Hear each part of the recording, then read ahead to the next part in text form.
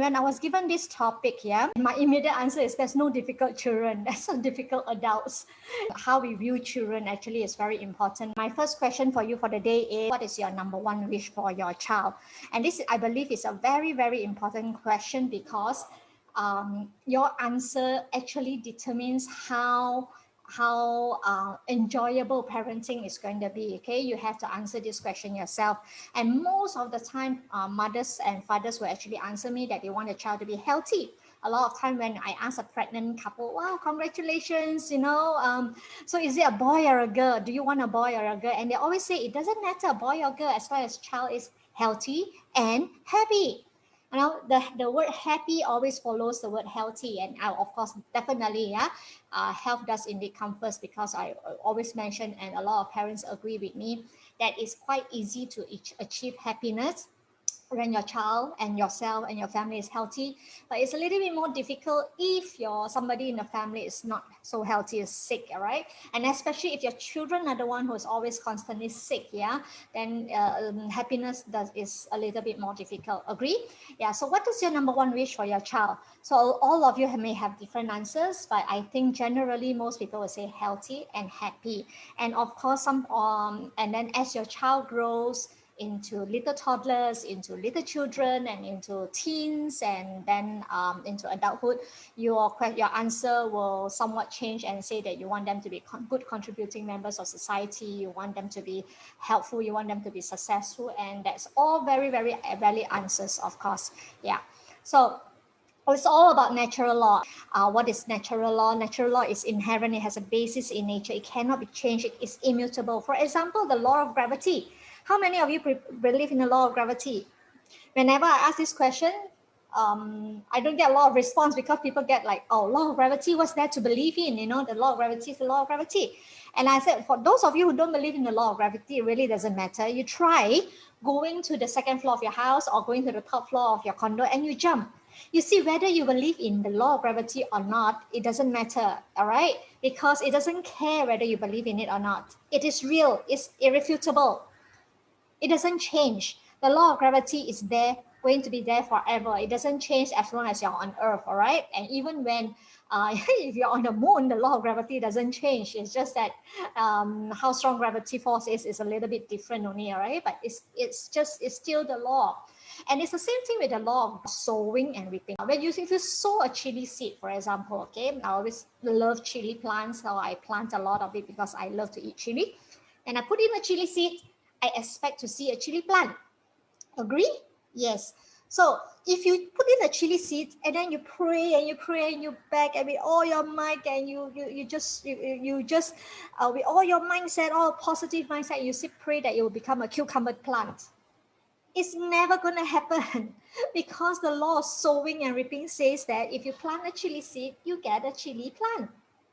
As simple as that. And it's irrefutable, no matter your belief, no matter how much you pray, and no matter what you do. A chili seed become a chili plant. Maybe. All right? Why maybe? Because when you plant a chili seed, you need to do things. You need to do certain things. For example, you need to water it. You need to give it sunlight. You need to give it air. And of course, you need to fertilize it. The good soil that is in it, you need to do certain things in order to ensure that this seed has the best environment to grow in.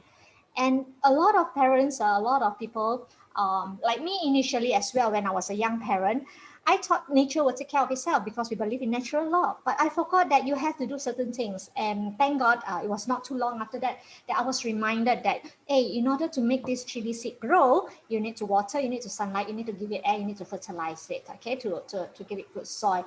So when it comes to your children as well, all the wishes that you wish for your children, the health, the happiness, the success that you wish for your children, for your boys and for your girls, you need to do things along the way. You can't just put your children in the world and then hope that nature will take care of itself.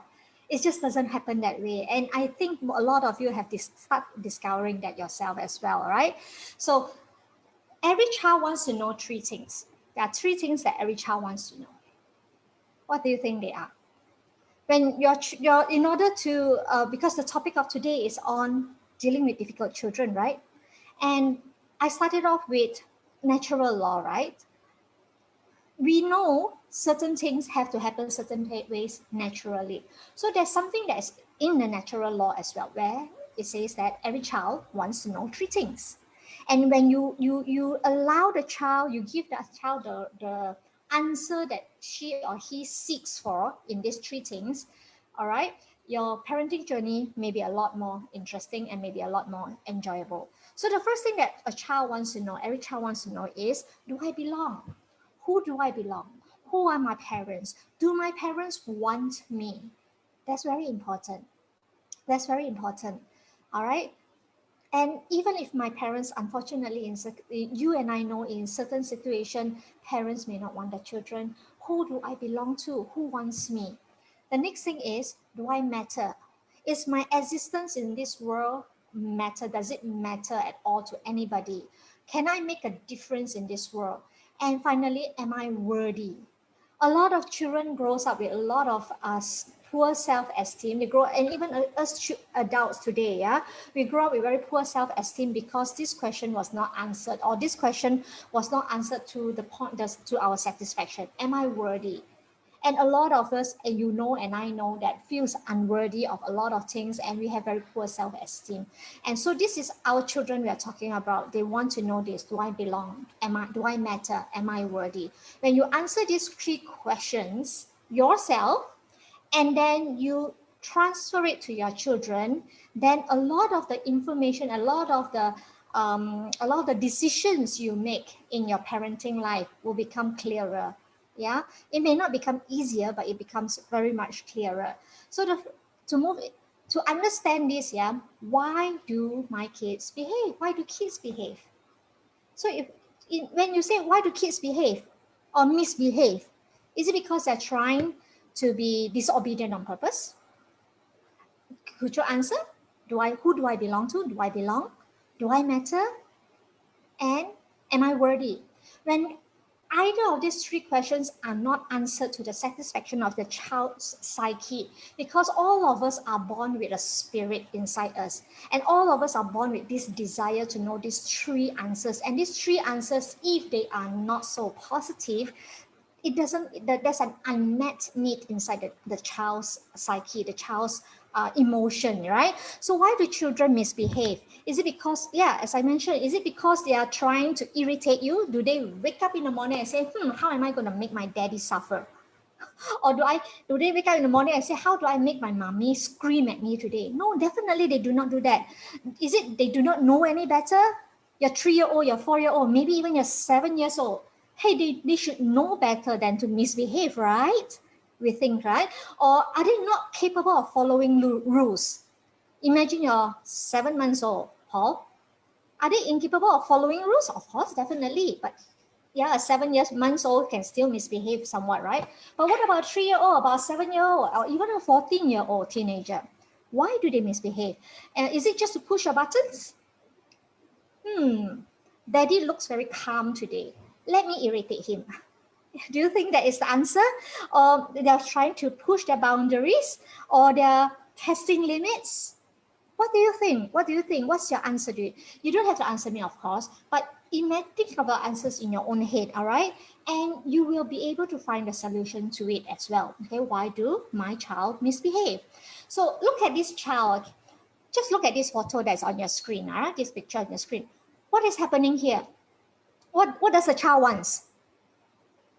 Children, babies, usually below 2 years old, they can't tell you exactly what they want. They can tell it by the expression, but even before 6 months old, they can't really control their expression. They can't even control their hands and their legs. All right, they can't, and therefore when they try to communicate with you, it's actually a form of communication. They're trying to communicate with you through the expression, right? And when communication doesn't go through, they get frustrated, of course. And a lot of time, if they smile at you, if they gurgle, if they laugh, okay, you got it, you got the answer. They're happy. This child is contented. This child is happy. But what happens when a child is like this? What does this baby wants? What do you think he wants? Guess. What about this one? What does he want? All right, what about this one? Maybe you know this one. This is quite obvious, right? What does she want? What's your answer? Or this one? What does she want? In every children's cry, you have to stop. HALT, halt is another word for stop. Stop and ask, what do my children want? What does my child want? All right, what does H stand for? What does A, L, or T stand for? H stands for hunger. Hungry. Is my child hungry? Or they're angry? Or they're lonely? Or they're tired? Children, babies below 1 year old usually, cry because of all these 4 reasons. And even children above 1 year old, 2 years old, 3 years old, and even a 14 years old, yes, they tend, all right, to react because due to these 4 things: hunger, anger, loneliness, tiredness. Yeah. So think of this child's misbehavior as a means of miscommunicate or of communication. You may think that a child who cries like this, they are trying to push your button, right? But no, they're trying to communicate with you. These babies are trying to communicate with you. And when this baby grows into little toddlers, into little 1 year old and 2 years old, they still do not have the words for it to communicate appropriately for you. You see, adults have a lot of practice in dealing or decoding their own feelings. We have a lot of practice. Come on, when you were a child, 1 year old, 2 year old, 3 year old, were you like this too? I can almost 100% guarantee yes, you were like that. Okay, like 99.99%, because there are some children who are really extremely good. They may come from Mars, I'm not sure, but they're really extremely good. And therefore, 99.9% of us, we have a lot of practice in decoding our own feelings, and we have learned many ways of managing and expressing our emotions. Yes? We have learned how to be who we are today, use words, we grow our vocabulary in order to express what we want and our own emotion. But as young children are still learning the skills. They are still collecting all these tools for communication, and a lot of time the skills, they cannot learn the skills so fast. All right, the RAM is just not big enough for them yet to collect all this information and to be able to utilize this communication. So the behavior becomes negative in your opinion, but to the child's opinion, I'm just trying to communicate with you. So look at this misbehavior as a form of communication. Yeah. So kids, that's this book called by Dr. Ross Green. Okay, it's actually called the Explosive Child. Very interesting book. You should read it. It's a new approach of understanding and parenting easily frustrated and chronically inflexible children. If you have children like that, this book is definitely for you. Right? It's very interesting. And Dr. Green actually says that kids will do well if they can. A lot of us say that, why are you not, you can behave yourself. I know you can. So just behave yourself. But Dr. Green disagrees. He says that kids will do well if they can, not if they want to. We put the decision on the child. That if you want to, you behave yourself. If you want to, you do well. If you want to, you sweep the floor. If you want to, you will listen to your mothers and fathers. If you want to, you do well, you do your homework. A lot of times kids can't. They can't do. There is a reason why they are not doing it, and it's not because they want to punish you. It's not because they want to make your life miserable. Kids are not just, they're just not like that. They don't learn the maliciousness that us adults have. All right, they want to do well. Who doesn't want to do well? If you can do well, why wouldn't you want to do well? If you can get an A, why wouldn't you want to get an A? How many children or yourself, as you're growing up, you say, I'm going to get a Z.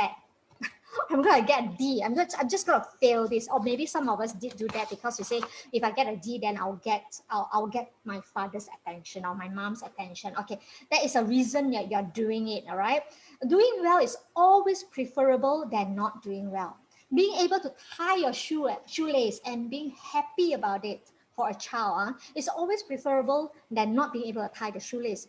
Have you seen children when they first tie their shoelace? They are so happy. Or have you seen little kids, little babies, when they first stand up because so excited that they start clapping and then they fall down? Yeah, they are like that because to succeed in something is ingrained in our soul, is ingrained in our psyche, is ingrained in our spirit. We want to do well. But sometimes the child can't. And why can't the child do well? Why can't the... So our main roles is to figure out what the problem is. All right. So if you understand that, kids will do well when they can, and if they cannot, we adults, it falls on us adults. We have to figure out why, so we can help this child. Do you understand this part? We are the ones, we adults are the one who is responsible for figuring out why our children are misbehaving. We are the one who needs to understand it, find out well, so we can help. And when your child are exhibiting, or your kids are exhibiting challenging behavior, misbehavior, you need to be a stress detective. Yeah, parents are everything. Parents are doctors, teachers, cleaners, poop cleaner, diaper changers. And now you have to become what we call stress detective. You have to find out what's happening to your child. Even to a baby, yes, you can find out what's happening to a baby. Finding out and removing barriers. What is preventing your children from doing well? Okay, so be a detective. Find out. What do we need to find out now? First of all, find out what are the child's stresses. What are child's stresses? And once you find out the child's stresses, remove them. What are the stresses? Stresses could be changed in routine. For example, a lot of parents tell me, wow, during Chinese New Year time, all my children always misbehave, because we will go balik kampung, and then you imagine you drive all the way back to your kampung, 5-6 hours of drive, and then it's a traffic jam, and as you're driving, daddy or mommy will be cursing away. You'll be cursing at that driver or this driver, or then your daughter or your son says that, mommy, I need to go to the toilet, and then the mommy will say, again? Why did you go just now? What do you know? And all these are actually very stressful for the child. The child doesn't understand. A 2-year-old, 3-year-old, 5-year-old doesn't understand. A baby doesn't understand. All right, there's a traffic jam in front of them. I need to eat. I need to eat. And then the situation in the car becomes very tense. Yeah. Have you ever entered a room? Let's say your parents I use all of us have parents, or some of you have older adults that you have dealt with. Let's say the parents were fighting. Okay, they were fighting. And then you enter the room and they stop fighting immediately. They turn to you and say, yes, son, what do you want? But you immediately know something is wrong, because the tension is in the room. You could cut it with a knife. You know something is wrong because there's a huge tension there, and even though your parents are not fighting in front of you, you will back out and say, it's all right, later. And then you run out of the room because you don't want to be part of the fight, because it is there. Tension is very, very obviously there. So even a baby who doesn't know, understand anything, whenever parents fight, they could feel it, and it's a stressor for them. So can you, mommy and daddy, remove this stressor of parental conflict?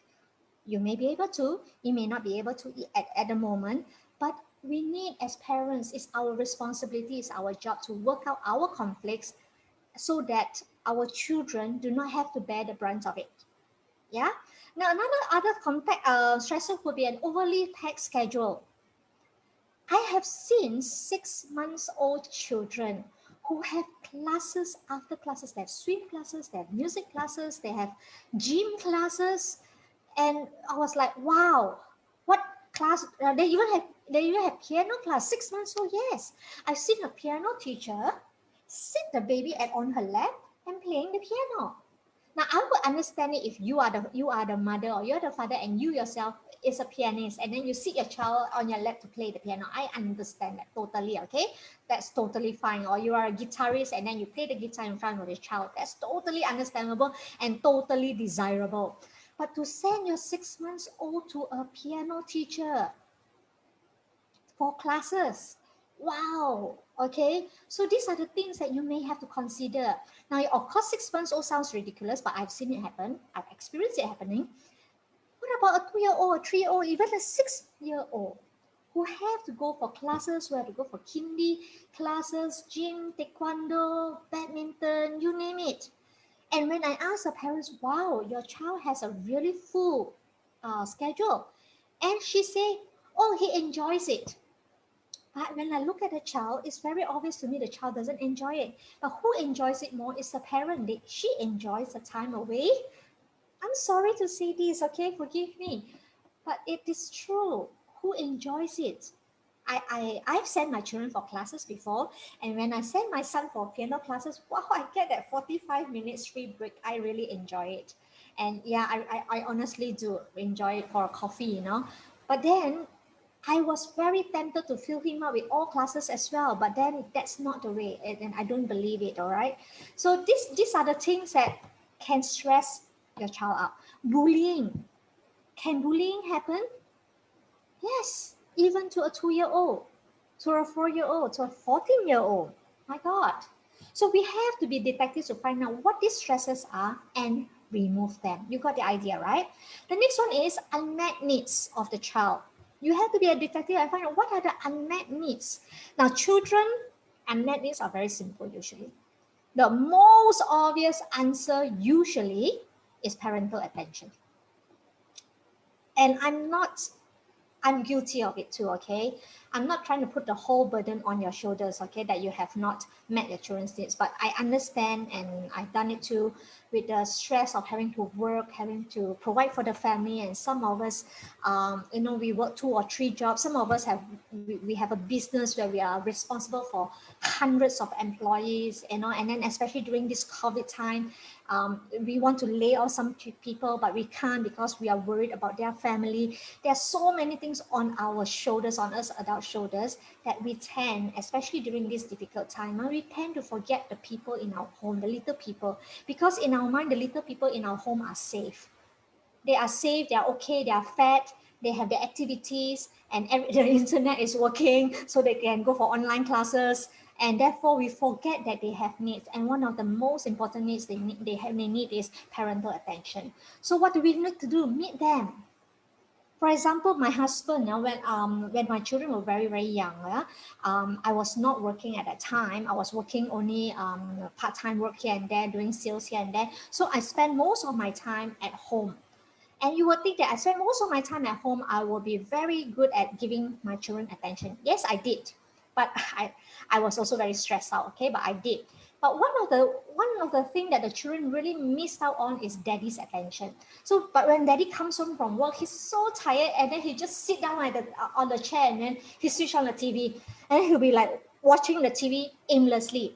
And then the children will just jump on him, and just daddy, daddy, daddy, daddy. And he gets very frustrated, he gets very irritated. And then I have to yell at him. And then we start having a fight. And then I were to tell my husband, I said, you try it, please try it.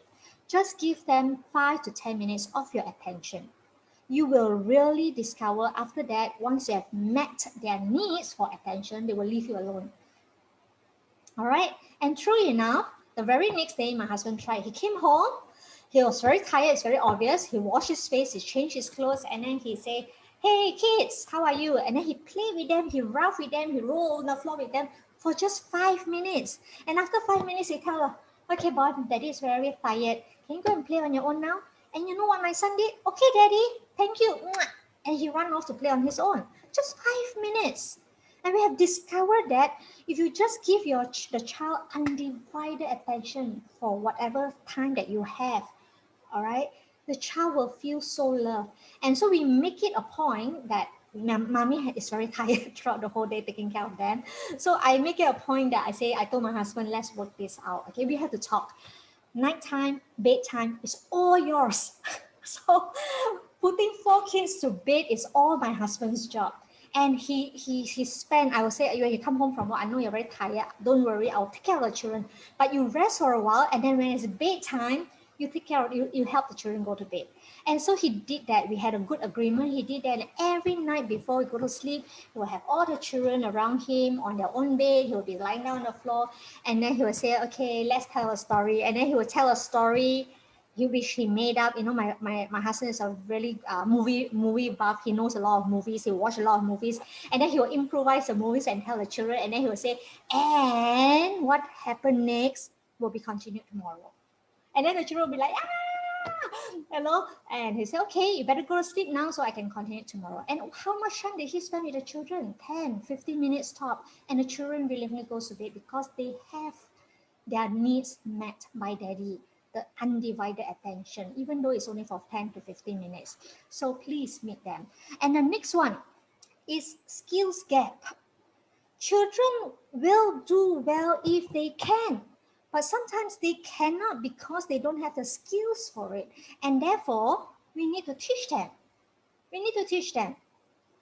All right. So, for example, my son went out, and there was one time I remember he was only about 4 or 5 years old. He went out, and my mom gave him something, and he just took it and ran away. So my mom, of course, said, "Hey, the child no manners." I was very embarrassed. All right, I was very embarrassed. Then I went home, I told my son, I just say, "Hey, next time, Papa give you something, you must stop and say thank you, Papa. Maybe give her a hug, give her a kiss, or whatever it is, but say thank you." Then he started to cry. I was telling him very nicely, but he started to cry and just say, "But mommy, you never taught me that." I was like, okay, maybe I really didn't sit down and teach him that you have to do this, but it makes sense. To a child, it's like, yeah, okay, maybe I've taught him many times in many ways, but I've never sat him down and say, you must stop, take the thing and say thank you. So it is a skill he needs to learn.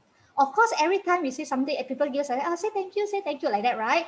But this particular child, needs to be told exactly what to do. Take the things with 2 hands. Stop. Look at it. Look at Papa. Say thank you very much. Yeah. So we need to fill in their skills gap. It's a skill they still need to learn. A lot of young children still have, and adults too, huh? A lot of adults still have a lot of this kind of skills. They do not know how to say thank you, huh? Okay. And the best way to teach our children these skills is to do it ourselves so that they can emulate us, so they can follow us, so they can ask nicely. What is nicely? Please, may I have that? Please, may I have another packet of sugar? All right, thank you. Or if you are very angry, one of the skills that you can teach your child, is that when you are angry with somebody, instead of hitting the person, or instead of reacting in anger, stop, take a deep breath, and count to 5 in your head. So I have taught my son that as well. And he actually, one day I said, you count to 5 before you react. So he actually got angry. And then he said, 1, 2, 3, 4, 5. Okay, it's very direct. Okay, but then I have to teach him, okay, you count 1 to 5 in your head. All right, you have to count 1 to 5 in your head. So we teach them the skills that they need to learn. This is all. So be a detective, be a stress detective. Stresses, find out what's the stresses, remove them. Unmet needs, meet them. Skills gap, teach them. Yeah. So what is this? Can you see this? What is happening here? Oh, we have to also try to understand, the difference between a temper tantrum and a meltdown. They look the same. Actually, they look the same. Both temper tantrum and meltdown look the same outwardly, but if you understand the difference, the subtle difference between them, it makes it things a little bit more easy. All right. So temper tantrums are a child who's trying to get something she or he wants, and he's not getting it. For example, you go out to Toys R Us, he wants a toy, and he's not getting it, so he throws himself on the floor and he starts misbehaving, he starts screaming and all. Okay, and then sometimes they may even stop in the middle just to look at you to see whether you're responding or not, to see whether you're. And if you respond while, even though it's bad attention, or even say, get out now, no, you don't get out, no, kill you, okay, or whatever threats that you will give to the child, it is still attention. So whatever attention you're giving to the child is still attention, and therefore they do it, all right? And when they get what they want, usually some kids do get what they want with a tantrum, and the parents give in because they don't want to create a scene, they stop. And then they realize and they learn one important thing, that a child of 5 years old, even a child of 2 years old, or even 1 year old, controls the parent. I am in control. The child is in control. So there's a big difference there, yeah? But also meltdown happens when a child is overwhelmed by sensory overload. Had a very long day, have a very stressful day, have a very tiring day. And usually the child is not in control. They can't control the way the feeling is. The brain is processing too much. And when the brain is processing too much, they can't even calm down, they can't even sleep. and therefore they cry, and they although it looks the same, but there's basically a big difference. So how do you address a meltdown? Okay, for meltdown and temper tantrums is almost all the same thing. Yeah, of course you have to identify. Most children are around the same thing. If they are tired, usually temper tantrum meltdown happens. If they're overly tired, if they're overly stimulated, it's the same thing. And of course, children who want something and they don't get it may end up having a temper tantrum or even a meltdown. So having to identify the stresses, the stresses that we remember, being a stress detective. So first thing is, what are the techniques to overcome a meltdown? Is stay calm. Easier said than done, huh? Okay. Stay calm, mommy and daddy. Just stay calm. And how do you stay calm? Breathe and count to 5. If you have to, count to 10. Yes, the things that you're teaching your children, you do it yourself. And if you have to, you count to 50. All right. Stay calm. And then from there on, you take your child to a calm, safe place. Because a meltdown is something that your child cannot control. Remember, you take your child to a calm and safe place with less noise, with less things around him, less colors maybe, so that it doesn't add on to the stimulation. And then you talk quietly to this child. All right, darling, calm down. Okay, mommy is here, daddy is here. Calm down, calm down. Yes, yes, I understand. Yes, okay, okay, yeah. All right. And then don't ask question. Why do you do that? Don't ask things like, why do you do that? The child doesn't know. The child doesn't know. She is waiting for you to give the answer. You actually have to wait for your child to calm down. Yes, darling, I understand. You had a long, tiring day. Yes, calm down. Give instructions. Calm down. All right, take a deep breath. Okay, let's breathe together. 1, 2, 3, 4, 5. Okay, calm down. So you have to keep repeating and repeating. Yes, you're calming yourself down, but at the same time, you are calming your child down, and continue to provide. A lot of children love to be hugged. The hug of the moms, dads, okay. Mommy are not the only one with arms, okay. Daddy have 2 arms as well. Daddy hug. Keep talking in soothing tone. Mommy love you, daddy love you. You're going to be all right. You're going to be okay. We love you. We're going to take care of you. And then you continue to work on the signs of meltdown before it happens, so that you can avoid the next meltdown. Now, meltdowns are really, really very, very common in children below 5 years old.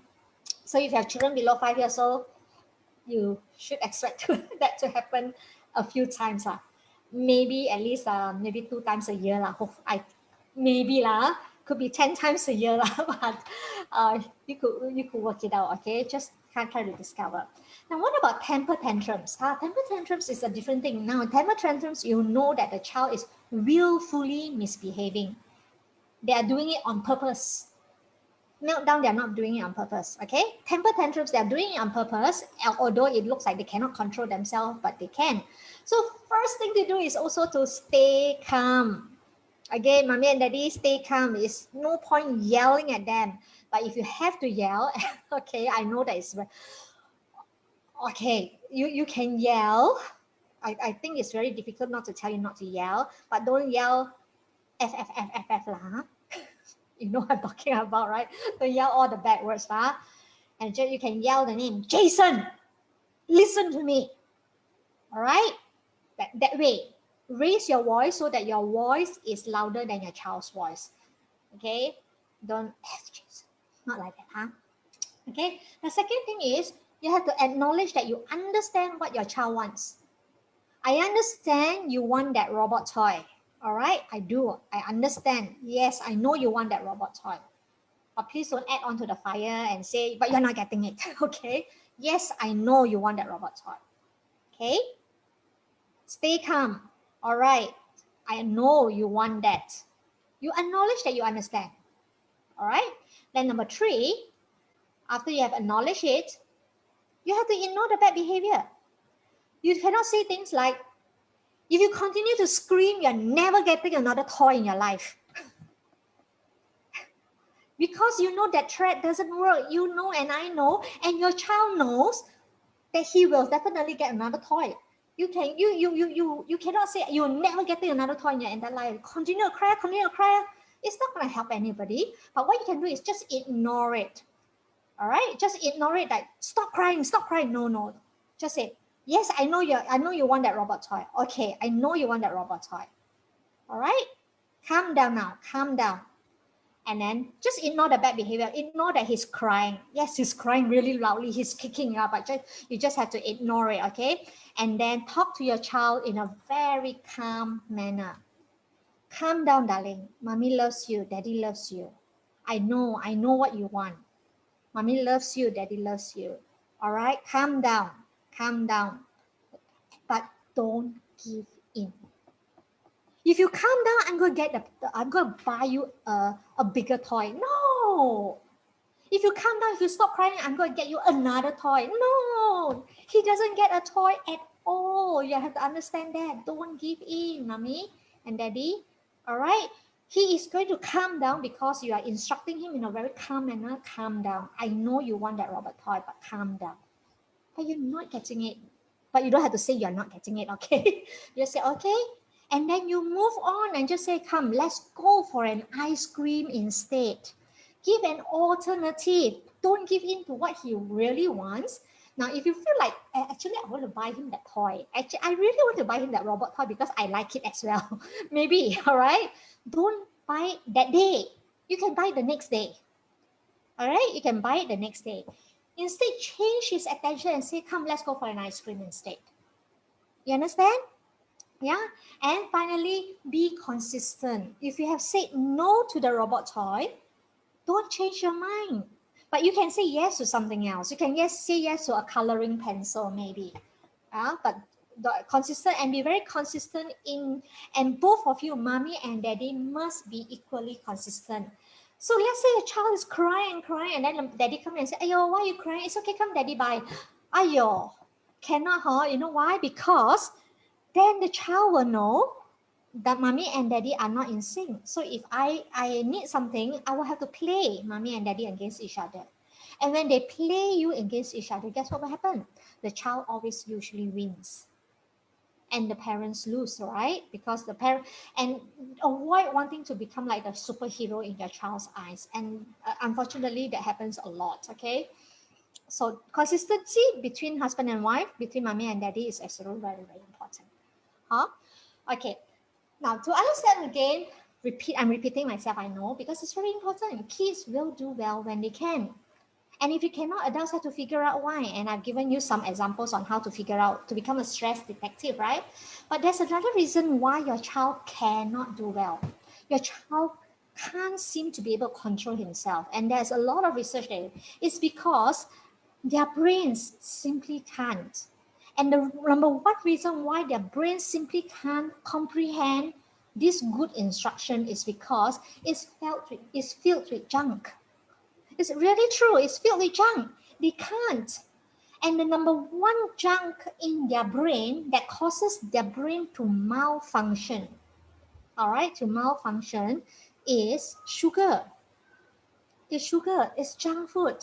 And that is why today people always say, wow, today's children are so difficult. Last time parenting is not so difficult. Now parenting has become so much more difficult. I agree. Children today are so more misbehaving. Parents today cannot control their own children. The reason is because they can't. The brain just cannot do it. It's malfunctioning because of the sugar and the junk food that has been given to our children. And a lot of times, including myself when I was a young parent, I was very strict about the junk food part. And then my friends and even some family members would say, ayo, why you like that, huh? You are a killjoy. You cannot even let your children enjoy. And I feel very guilty because everybody is having their Coca-Cola. And then my son is not having his Coca-Cola. And then he will say, Mom, can I have? I just say, okay, just a little bit. But you know, sugar is actually 8 times more addictive than heroin. Even when I give that little bit of Coca-Cola, he wants more. And this is something that is problematic. All right, and we have to work together. We have to work together with all our friends and our family members and the whole society in general, okay, to actually educate ourselves, to educate the society that this is impacting our children's life. Yeah, so sugar is the number one culprit, or one of the main culprit, like if not the number one. Okay, the children who is overdose on sugar cannot think properly, even adults, and it leads to a lot of detrimental health problems. So this is very important. Think about it, daddy and mommy, why your child they can't behave. Not because they don't want to, it's because they can't. The brain don't allow them. And the one other thing that you have to understand also is sugar kills a good bacteria in your children's gut, in your children's intestine. All right. We call this good bacteria microbiome, the good healthy bacteria that is very essential for life, that's very important for life. It's the most important thing to ensure that your child is healthy. And this microbiome or this gut bacteria actually impacts the brain as well. They have actually found out that children who are not so well behaved, or children who have attention deficit disorder or whatever disorder, the malfunctioning of the brain, have a different type of gut bacteria than children who are better behaved or children who are doing better in school. And one of the things that impacts this gut bacteria, of course, is sugar. Yes. Now, how do we improve it? And research have actually positively shown that children, babies who are breastfed have better gut bacteria. Now, I'm not here to have a debate on breast milk versus formula milk and all that. So that's not my intention, okay? But it is proven that children who are breastfed with breast milk has better gut bacteria, okay? Number two is the food they eat, of course. The less junk food, the better good bacteria. The less sugar they have in their diet, the more positive these children are, the more able to learn these children are, the more socially well adapted. And, all these things impact how they behave. And finally, one very surprising thing, is relationship with their parents impacts a good bacteria. They found that children who has good relationship with their parents have a different and better gut bacteria than children who doesn't have a good relationship with their parents. And it's also discovered how often they spend time with their parents actually impact the gut bacteria. Amazing, isn't it? Okay. So on another note of that is understanding that children will do well when they can, and sometimes they cannot. And one of the biggest stressor and the biggest impact in today's society, in our modern society, is what? You can guess it. Children are playing too much, but not the right games. They're not playing at the playground anymore. I was just 2 days ago, I went for a run with my son, my 18-year-old son, in the park, in the local park here, in a nearby park here, and we were just like brisk walking.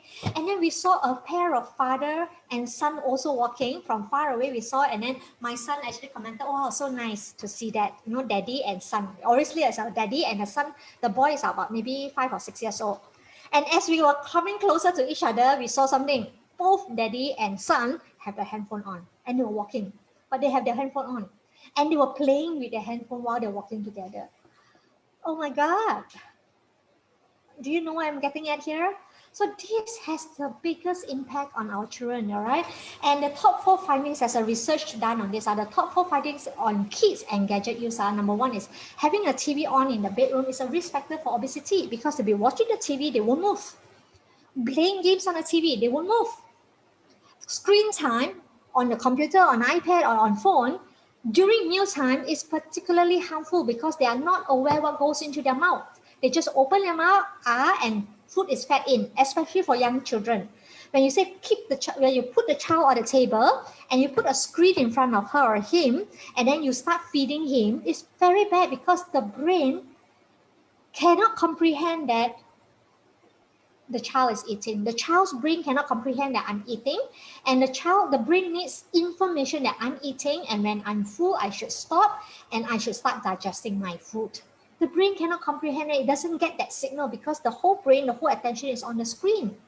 Yes, and 60 minutes of recommended daily physical activity is often not met due to screen time.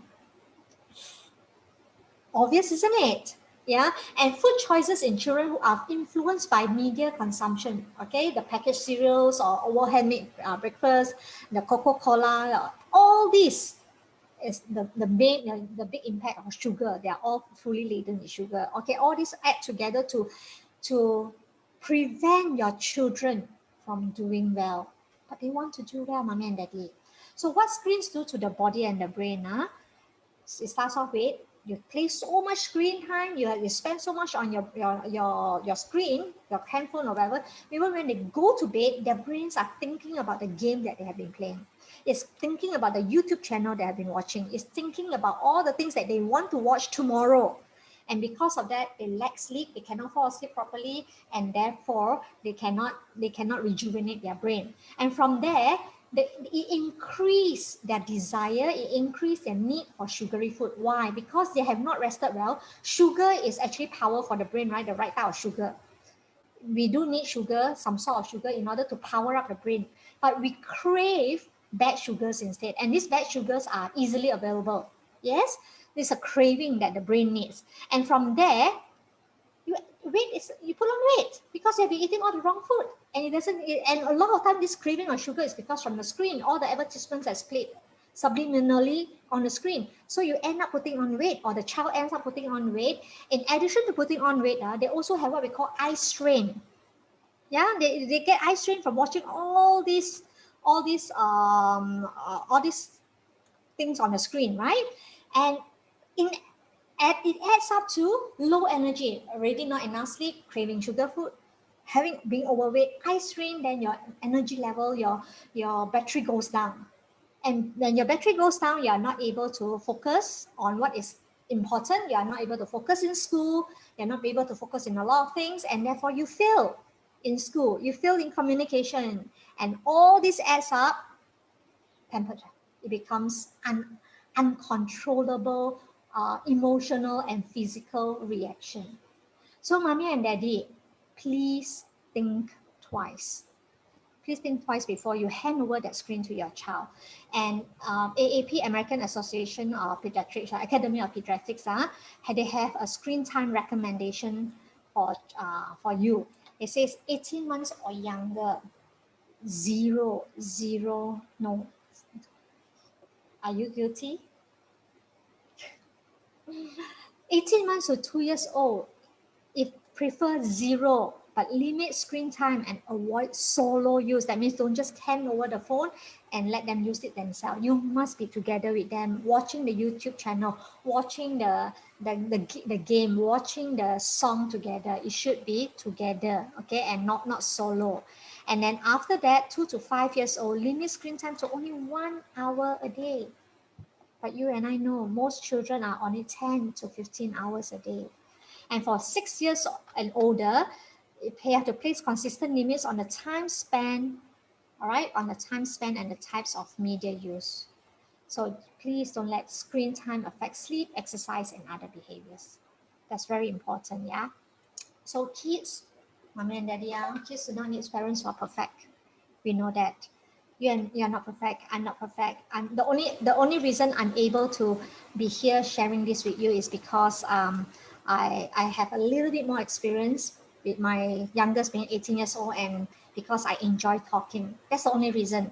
But I'm not more perfect than you. Okay. So, but children needs parents who are present. And this is something that I've recognized, and I thank God for the ability to be present for my children. And today, all my children, all my 4 kids are grown, and the youngest being 18. And I can proudly share this with you that we are all a very close-knit family. And this is something that I'm very proud of. So, and I would like to actually see my friends and see you enjoy this kind of closeness with your own family as well. All right. So remember, a final note is it takes a village to raise a child. So if you're not meant to do this alone. All right. And that's why I truly appreciate PM International, although it is a supplement company, right? But they bring in talks for the family. Okay. They bring in, what does parenting have to do with Fitline, But the thing is, it's not just a supplement company, it's a family company. It's a family organization, and understanding that you are not meant to parent alone. You're not meant to do it alone. You need a village. So let us be your village. Let us be your support. let us support each other, share our joys together, and also at the same time, if you have any issues, any problems, let us help you along as well. So with that, thank you very much. Thank you very much, Paul, for having me. If you have enjoyed this video, be sure to give it a thumbs up. Please subscribe and share it with all your friends. If you would like to sponsor and support my work to help more families, you can do so through Patreon. My Patreon link is as listed in the description below. Thank you so much. Have a great day.